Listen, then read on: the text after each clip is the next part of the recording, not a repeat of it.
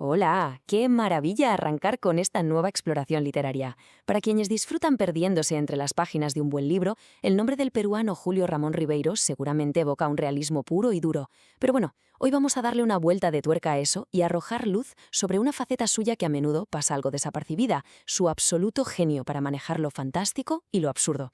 A lo largo de este análisis vamos a desentrañar cómo una simple, casi insignificante anécdota puede esconder toda la crisis existencial de una época entera, así que arrancamos este fascinante viaje.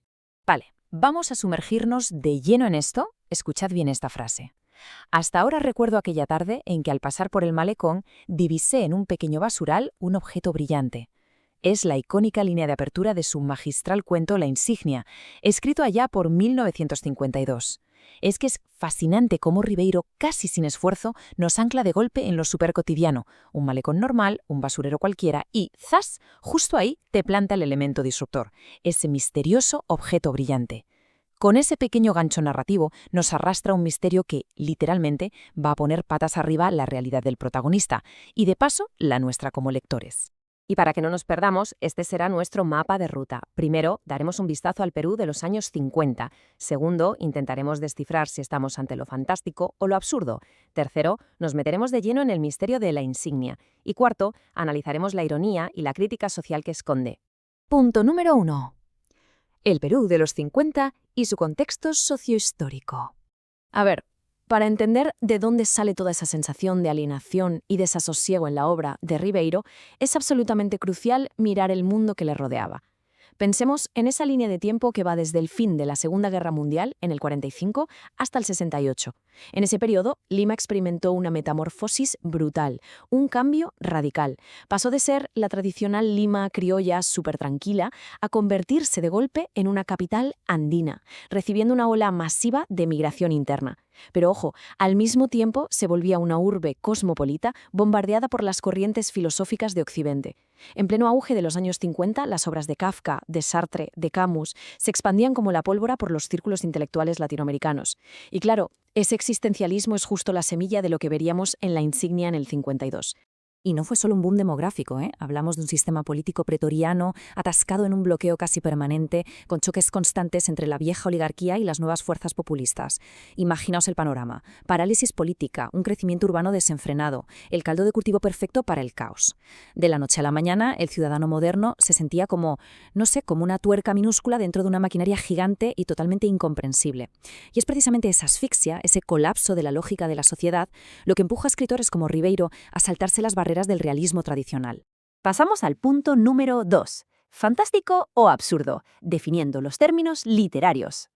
Ahora, lo verdaderamente interesante de este contraste es el eterno debate entre los críticos a la hora de etiquetar los cuentos no realistas de Ribeiro. Por un lado, tenemos la teoría de lo fantástico del búlgaro Tzvetan Todorov. Esta teoría nos dice que para que algo sea fantástico, tiene que haber una ruptura total, literal, de las leyes de la física o de la naturaleza, o sea, un evento sobrenatural puro y duro que te haga dudar de la realidad misma. Pero por otro lado, tenemos la filosofía del absurdo de Albert Camus. Y aquí la cosa cambia. En el absurdo, las leyes de la gravedad y del tiempo funcionan a la perfección. No hay magia. Lo que está completamente roto, lo que no tiene ni pies ni cabeza, es la lógica de las organizaciones humanas. Es un mundo coherente en lo físico, pero francamente irracional en sus propósitos. Y ojo que esto no es un debate de pasillo. Investigaciones académicas de primer nivel, como las publicadas en la revista Brumal, llevan años desmenuzando esta intrincada mezcla en Ribeiro. La gran pregunta que se hacen es, ¿usa el autor elementos fantásticos de verdad para volar por los aires nuestra idea de lo real? ¿O más bien tira de una ironía estructural brutal, riéndose en la cara de las instituciones modernas y abrazando de lleno el absurdo? Pues bien, para desentrañar esto tenemos que agarrarnos fuerte a la base del existencialismo ante lo absurdo. En esencia, es ese choque frontal, casi violento, entre un mundo que es caótico por naturaleza y nosotros, los seres humanos, buscando desesperadamente que las cosas tengan un significado. Ante este muro, los existencialistas decían que la gente suele elegir lo que Sartre bautizó como mala fe, o lo que Camus llamaba continuidad. Básicamente, tragarnos el sapo. Aceptar ciegamente sistemas que no tienen ningún sentido solo para poder sobrevivir, siguiendo la rutina día tras día sin atrevernos a preguntar, oye, ¿y todo esto para qué sirve? Así que entramos al punto 3. El misterio en la insignia, una inversión profunda. Vamos a bajar a pie de calle y a diseccionar la trama de esta obra maestra, que es de locos. Fijaos en la cadena de causalidades.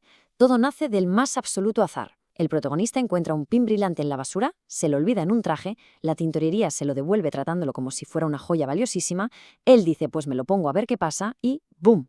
Ese diminuto trozo de metal desencadena una cascada de malentendidos surrealistas que acaban con él siendo admitido en una sociedad súper secreta. Un encuentro completamente fortuito en un basurero termina dictando el resto de su vida y anulando su voluntad por completo. Es que no hay por dónde cogerlo. Y esto ilustra de manera brillante lo disparatado de la situación, porque una vez dentro de esta organización secreta, le empiezan a encargar tareas. Y la lista es, en fin, desconcertante se quiera corto. Cito textualmente del cuento.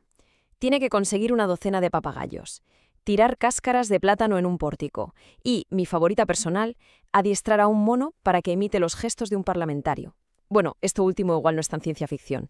El caso es que son misiones hilarantemente absurdas. ¿Pero qué hace nuestro protagonista? Las ejecuta todas con una diligencia burocrática intachable, sin levantar jamás la voz para decir, oye, ¿pero por qué hago esto? 10.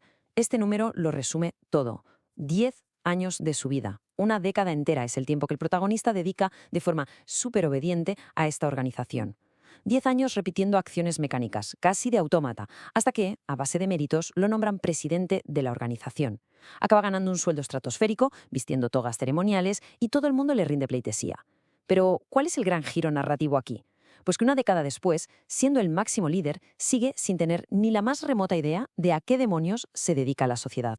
Entonces, llegados a este punto tenemos que parar a pensar, con sus rituales extraños, sus papagayos y este ascenso meteórico basado en la nada más absoluta, ¿estamos de verdad ante un cuento fantástico puro?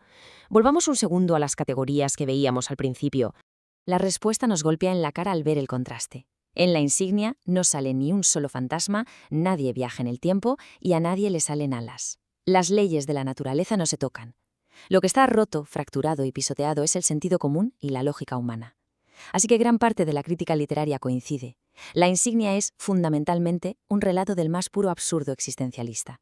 Es el retrato del ser humano que simplemente agacha la cabeza y se somete a la irracionalidad de las instituciones modernas. Y esto nos lleva al punto número 4. Ironía y crítica social, descubriendo el verdadero significado. Ribeiro es un auténtico orfebre de la ironía. Maneja un tono clínico, súper serio y realista para contarnos las cosas más ridículas del mundo.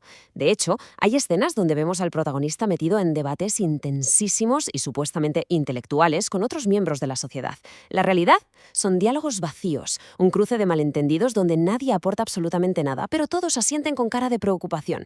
Es una bofetada tremenda, una parodia devastadora de lo frágiles que somos al comunicarnos y de todo ese postureo burocrático que nos rodea. Si atamos cabos y lo conectamos con esa lima revuelta y políticamente atascada de los años 50, todo hace clic. El relato es una sátira despiadada contra los fanatismos políticos, las cofradías cerradas y, si apuramos, contra la propia productividad capitalista sin sentido. Ribeiro nos pone delante de un espejo y nos muestra esa tendencia tan aterradora que tenemos los humanos a seguir a la manada, a obedecer a ciegas a quien manda y a priorizar nuestro estatus social por encima de encontrarle un sentido real a nuestra propia vida. Y así nos vamos acercando al final de este viaje, topándonos con la pregunta del millón, el eje central de toda esta historia. ¿Qué significa realmente esa insignia de plata? ¿Cuál es el gran secreto que esconde? Así que el punto crucial es este: no significa absolutamente nada. Y ese vacío brutal es precisamente la tesis del autor. La insignia es el símbolo definitivo del existencialismo moderno, un significante sin significado. Es como un agujero negro semántico que lo engulle todo. Es una promesa de revelación que jamás llega y representa el núcleo hueco de un montón de estructuras en nuestra propia sociedad. Esos trabajos, partidos políticos o ideologías que nos prometen un propósito trascendental, pero que cuando rascas un poco operan en el vacío total, alimentando su propia maquinaria sin ningún fin real. Y con esta reflexión tan potente cerramos nuestro análisis, porque Ribeiro no estaba escribiendo sobre un pobre loco, estaba escribiendo sobre nosotros y nuestro sistema. Nos deja esa incomodidad flotando en el aire. Cuando revisemos hoy nuestra rutina, los miles de correos, las métricas del trabajo, nuestros trámites burocráticos, igual merece la pena pararse a pensar. ¿No seremos en el fondo ese hombre del traje gris, cumpliendo fielmente tareas para organizaciones cuyo propósito, si somos 100% sinceros, ni siquiera entendemos? 1.000.000 de gracias por acompañarnos en este recorrido por la literatura y, sobre todo, por la propia condición humana. Hasta la próxima exploración.